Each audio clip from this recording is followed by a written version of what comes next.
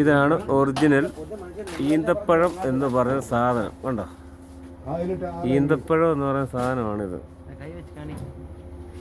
അതായത് ഇതുണ്ടോ, ഇതാണ് ഈന്തപ്പഴം. ഗൾഫിലെ ബഹ്റൈനിലെ ഈന്തപ്പഴമാണ് ഇത്. ആ ലത്തീഫ്ക്കാരുടെ റൂമില് ബഹ്റൈനില് ഞാൻ നട്ടു വളർത്തി ഈന്തപ്പഴമാണ് ഇവിടെ ഈ കാണുന്നത്. കണ്ടോ, കൊല ആയി. ഇനി പാകമാണെങ്കിൽ എത്ര എത്ര എത്ര ദിവസം വേണം വയ്ക്കാം? ഇനിയും 2 മാസം ആകുമ്പോൾ ഓക്കെയോ അല്ലേ?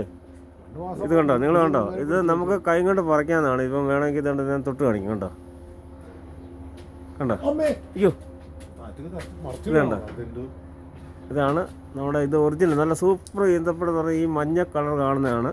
നല്ല അതെ, ഈ മഞ്ഞ കളർ, അതാ പച്ച കളർ മാറി മഞ്ഞയായി. പിന്നെ അത് ഇതാണ് ഏറ്റവും ടേസ്റ്റ് ഉള്ള സാധനം.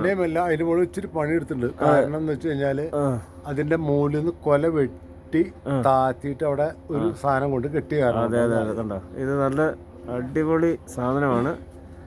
ഇത് മാർക്കറ്റിൽ വിൽക്കുമ്പോൾ ഓക്കെ, ഇത് മാർക്കറ്റിൽ വിൽക്കുന്ന നല്ല വിലയാണ്. ഇതിന് നല്ല ടേസ്റ്റാണ് ഈ മഞ്ഞ എന്ന് പറയുന്നത്. അപ്പോൾ സുഹൃത്തുക്കളെ, ഇത് കണ്ടോളൂ. ഈന്തപ്പഴം നിങ്ങൾ കണ്ടില്ലെങ്കിൽ കണ്ടോളൂ. ഇത് ഒറിജിനൽ സാധനമാണ്. ഇതാണ് നമ്മളെല്ലാവരും നാട്ടിലൊന്ന് കഴിക്കുന്നത്. നിങ്ങൾ കാണുക, കണ്ടോ, നമുക്ക് ഇവിടുന്ന് കഴിക്കാം. ഇവിടുന്ന് പഴുത്ത നമുക്ക് പറിച്ച് കഴിക്കാം. ഇതൊന്നും ആയില്ല, പാകമായില്ല. ഇത് പച്ച മാറിയപ്പോൾ മഞ്ഞയായി. അത് ചൂടിന് ഇനി മൂക്കുമ്പോൾ ഇത് പിന്നെ ഇനി ഇത് പാകമാകുമ്പോൾ ഒരു മാസം കൂടി എടുക്കും. എന്നാലും ഇത് ഫ്രഷായിരിക്കും. ഓക്കെ.